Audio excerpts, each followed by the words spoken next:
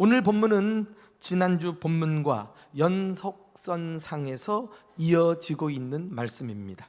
예수님은 종교인에 지나지 않았던 유대 종교 지도자들을 포도원의 악한 농부에 비유하셨습니다. 한 사람이 정성껏 포도원을 만들어서 농부들에게 세를 주고 타국에 갔습니다. 그리고 포도를 수확할 때가 되어서 한 종을 포도원에 농부들에게 보냅니다. 왜 보냈을까요? 포도원을 사용했으니까 이제 세금을 걷는 것은 당연한 일일 것입니다. 소위 소장료라고 할까요?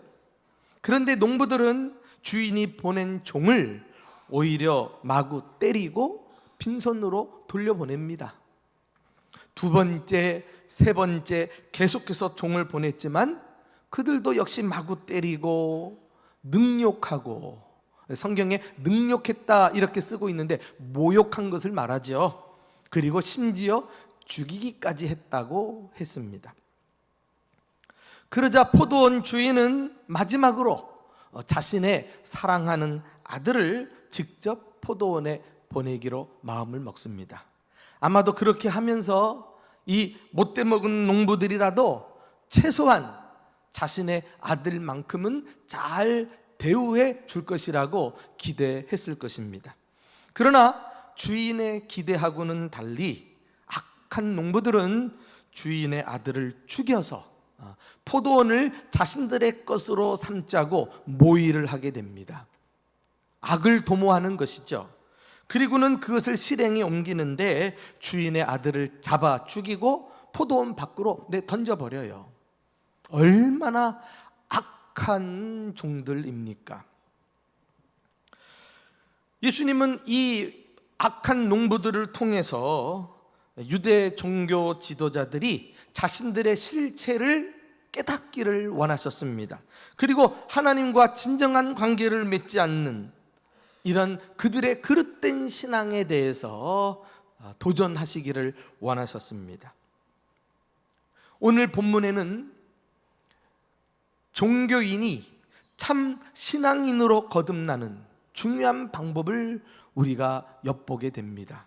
본문 말씀을 살피면서 참된 신앙인이 되는 방법은 무엇인지 몇 가지로 나누고 싶습니다.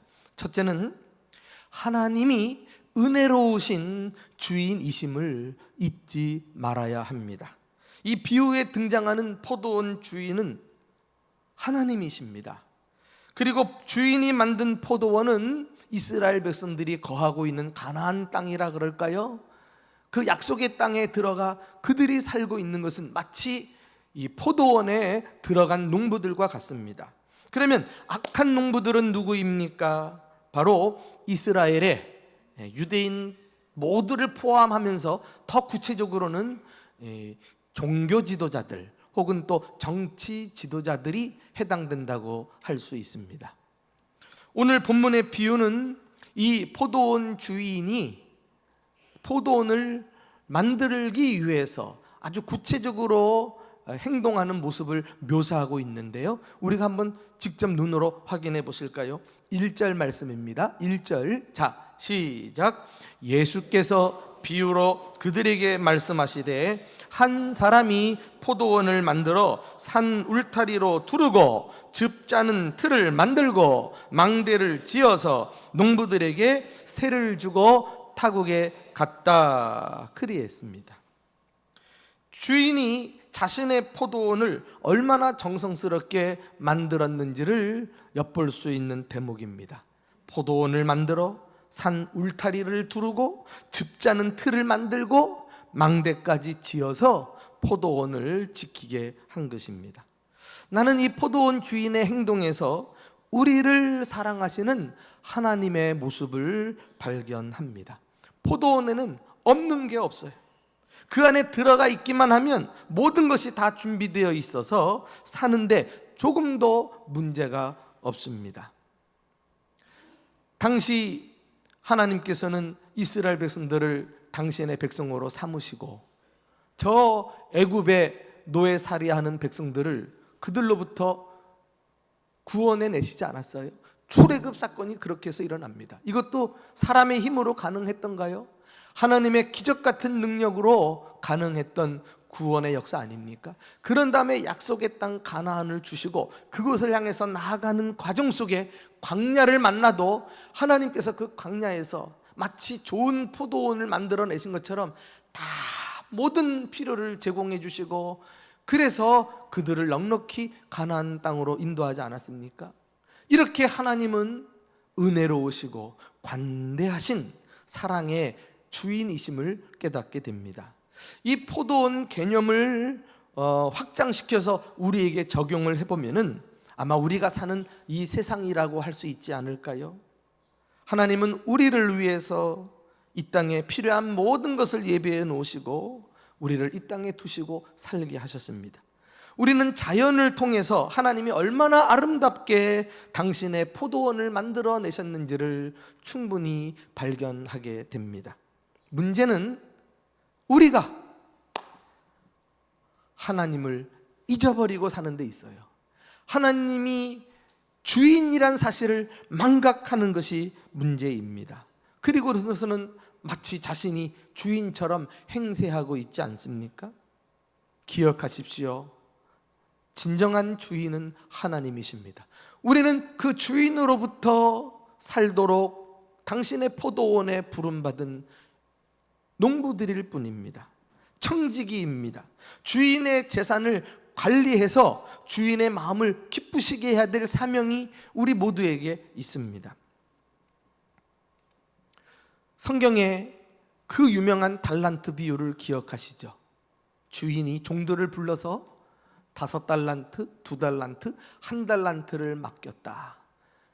그런데 크게는 두 부류의 종으로 결국은 나누어지는 것을 봐요. 주인이 와서 결산을 했을 때 이 착하고 충성된 종 5달란트, 2달란트 받은 종이 곱배기로 남겨서 주인에게 칭찬을 받습니다.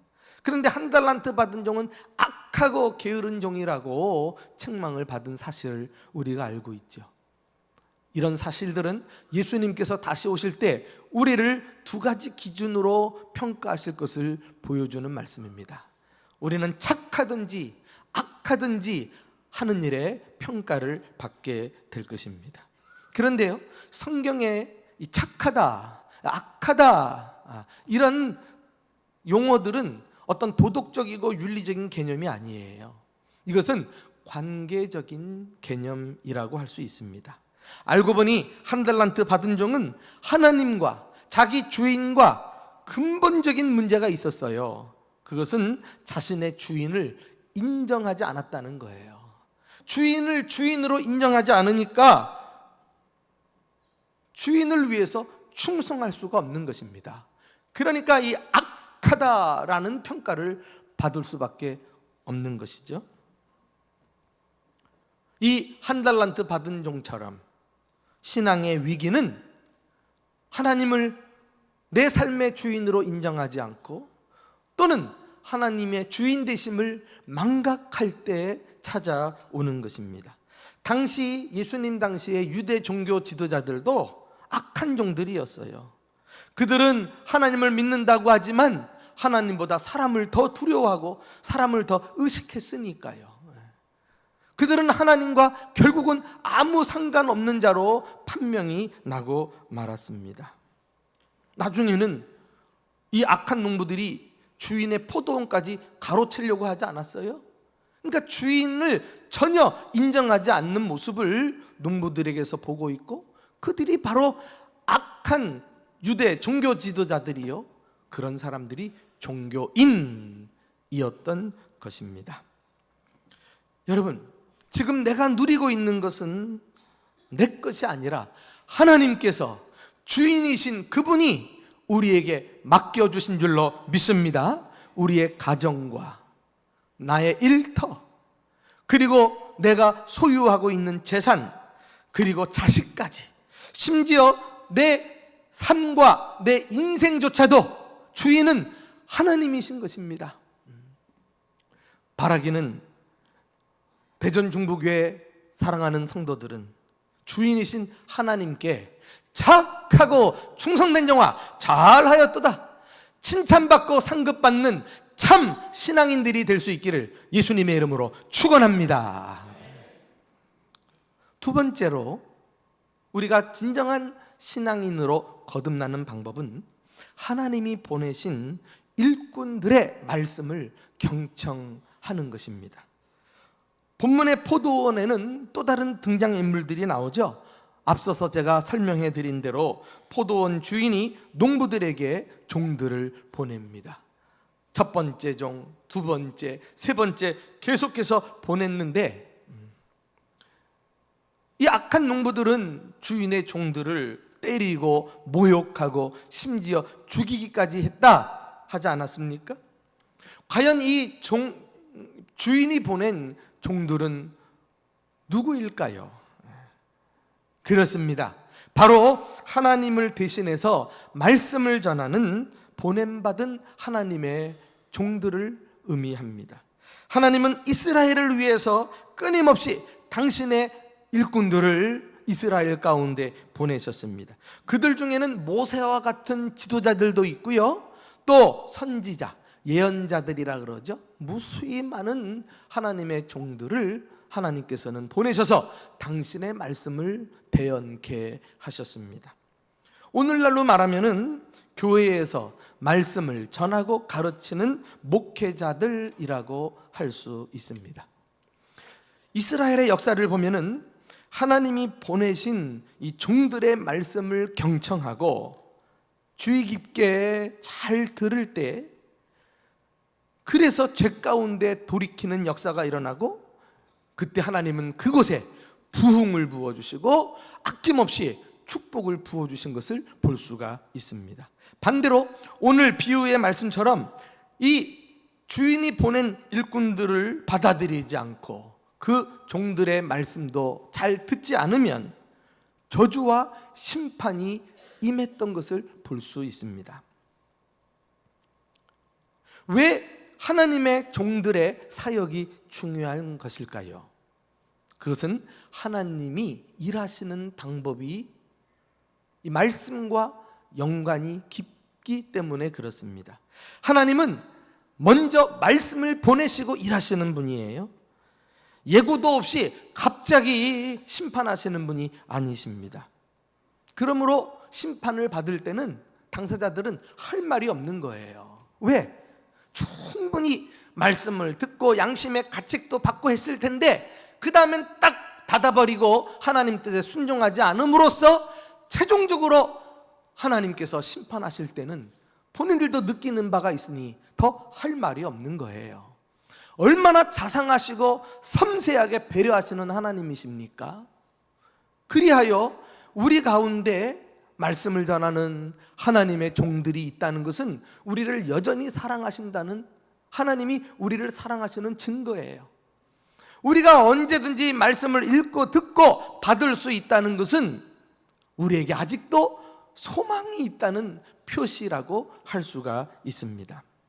문제는 내가 지금 들려지는 말씀을 어떤 자세로 받을 것인가 하는 데 달려 있어요. 이런 맥락에서 초대교회 중에서 데살로니가 교회는 말씀을 듣는 일에 우리에게 귀감이 됩니다. 우리가 아는 대로 데살로니가 교회는 역사가 짧은 교회예요. 그런데 말씀을 잘 받은 교회예요. 그러니까 역사가 깊은 교회보다도 막 믿음이 성장하니까, 우리가 추수감사절 때 배웠나요? 목회자인 사도 바울이 감사했다니까. 믿음의 역사, 사랑의 수고, 소망의 인내의 열매를 주렁주렁 맺는 교회가 데살로니가 교회였다니까. 그 이유는 무엇 때문이었는가? 말씀을 잘 받았어요. 어떻게 받았는가? 우리 한번 눈으로 확인해 봅시다. 데살로니가전서 2장 13절 말씀. 자, 다 같이 보실까요? 시작. 이러므로 우리가 하나님께 끊임없이 감사함은 너희가 우리에게 들은 바 하나님의 말씀을 받을 때에 사람의 말로 받지 아니하고 하나님의 말씀으로 받음이니 진실로 그러하도다. 이 말씀이 또한 너희 믿는 자 가운데서 역사하느니라. 할렐루야. 그들이 바울이 전해준 말씀을 사람의 말로 받지 아니하고 하나님의 말씀으로 받았다는 거 아닙니까? 하나님의 말씀으로 받았다는 것은 말씀을 전하는 분들의 영적 권위를 인정하는 거예요. 그들을 자신들의 목회자로 세우신 그들의 뒤에 계신 하나님을 인정하는 믿음 때문이었습니다. 그러니까 말씀을 전해주는 일꾼들을 존경할 수밖에 없는 것이죠.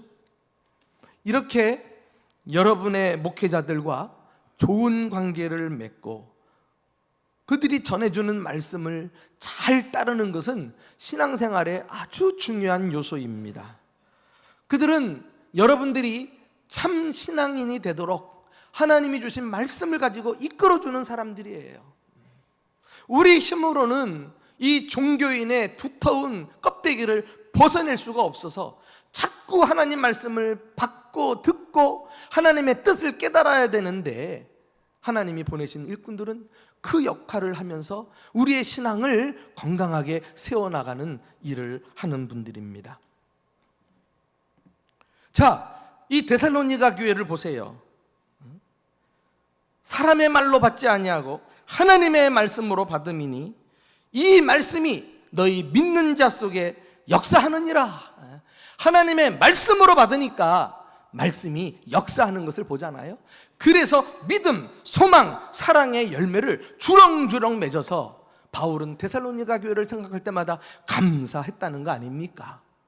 오늘 이 시간에 우리에게 들려지는 말씀, 강단에서 선포되는 말씀, 이것은 설교자 자신도요, 이 시간이 너무나 소중한 시간인 줄 알아서 하나님 말씀과 상관없이 자기 사족을 달고 세상의 이론과 지식을 이야기해서는 안 돼요. 그러면 하나님께서 그런 종을 불의한 종으로 보실 거예요.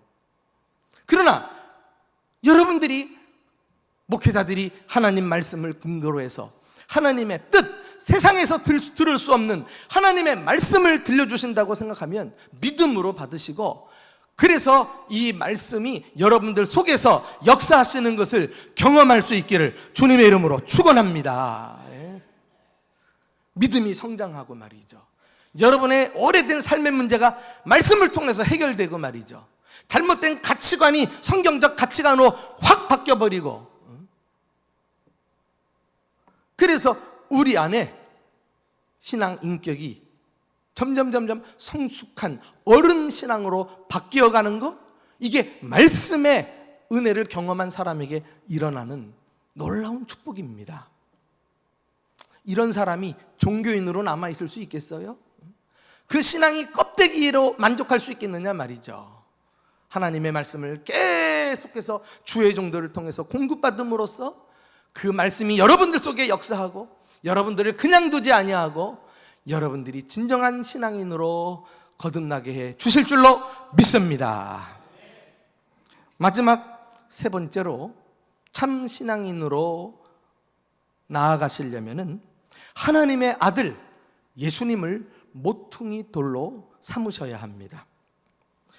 이 포도원의 악한 농부 비유에는 마지막에 등장하는 또 한 명의 인물이 있죠. 이제 여러분들이 잘 아시는 대로 마지막으로 보내는 포도원 주인이 자기가 사랑하는 아들 말이죠.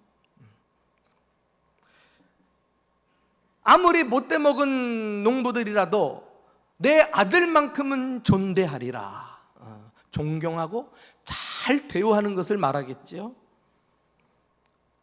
그런데 이 주인의 기대하고는 다르게 이 아들을 우리가 죽이면 포도원이 우리의 것이 될 것이다, 그래가지고는 모의하고 실제로 행동에 옮기지 않습니까? 아들을 잡아 죽여서 포도원 밖으로 내던져버려요. 이 주인의 아들이 누굽니까? 바로 하나님의 아들, 하나님의 상속자 예수 그리스도, 하나님께서 우리 구원을 위해 이 땅에 보내주신 유일한 구원자 메시아가 아닙니까? 그런데 그 예수님을 십자가에 못 박아서 죽여 내던지듯 그렇게 예수님과 완전히 적대관계에 이 유대 종교 지도자들이 살고 있었던 것입니다. 여러분, 이렇게 된 모습, 악한 농부들이 우리가 주인의 아들을 죽이자 꾀하였다 그랬는데, 이것이 예수님 당시에 유대 종교 지도자들이 어떻게 하면 예수를 죽일까 의논하였더라, 그 모습하고 꼭 닮아 있지 않습니까? 결국 주인은 이 악한 농부들을 어떻게 했을까요? 9절 그 결과가 나와요. 우리 9절 말씀을 다 같이 한 목소리로 읽어보도록 하겠습니다. 시작. 포도원 주인이 어떻게 하겠느냐? 와서 그 농부들을 진멸하고 포도원을 다른 사람에게 주리라. 알고 보니까 이 악한 포도원 농부의 비유는 하나님의 아들 예수 그리스도를 거부하고 십자가에 내던진 유대인들을 향한 하나님의 심판의 메시지였던 것을 보게 됩니다. 실제로 예수님의 이 비유의 말씀은 그대로 이루어져 가지고 예수님을 십자가에 못 박아 죽인 이후에 약 40년 지나서 주후 70년에 로마 제국에 의해서 예루살렘 성은 완전히 회파됩니다. 그 성 안에 있던 예루살렘 성전도 와르르 무너져 내리고 말지요. 그리고 이스라엘 백성들은 자기들 땅을 떠나서 유리 방황하는 민족이 되고, 이 이스라엘은 다른 나라가 와가지고 차지해버려요. 그 농부들을 진멸하고 포도원을 다른 사람들에게 주리라. 이 말씀이에요, 이 말씀. 그런데요, 여러분, 이 비유가 당시만이 아니라 오늘날에도 해당되는 말씀이란 사실을 아십니까? 하나님의 심판은 우리들에게도 동일한 경고를 주고 있음을 잊지 말아야 하겠습니다.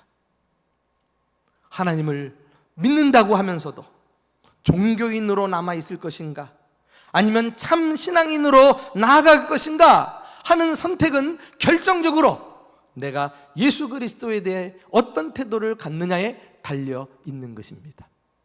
우리는 예수를 믿는 종교예요.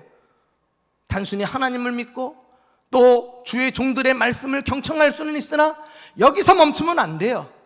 예수님을 내 인생의 모퉁이 돌로 삼아서 그 예수와 함께 앉고 예수와 함께 일어서고 예수와 함께 걸어가고 예수와 함께 살고 죽고, 모든 것이 내 삶을 예수님이 관장하시도록 내어 맡기는 것이 참 신앙인인 것입니다. 여기까지 안 나오시면 여러분들은 종교인이에요. 여러분의 예배와 신앙은 형식이에요. 주님이 인정할 수 없어요. 오늘 우리는 이 말씀 앞에 다시 한번 내 신앙을 점검하고, 우리 대전중부교회 성도들만은 정말 하나님이 인정하시는 종교인을 넘어 진정한 신앙인으로 나아가는 참 성도들이 될 수 있기를 예수님의 이름으로 축원합니다.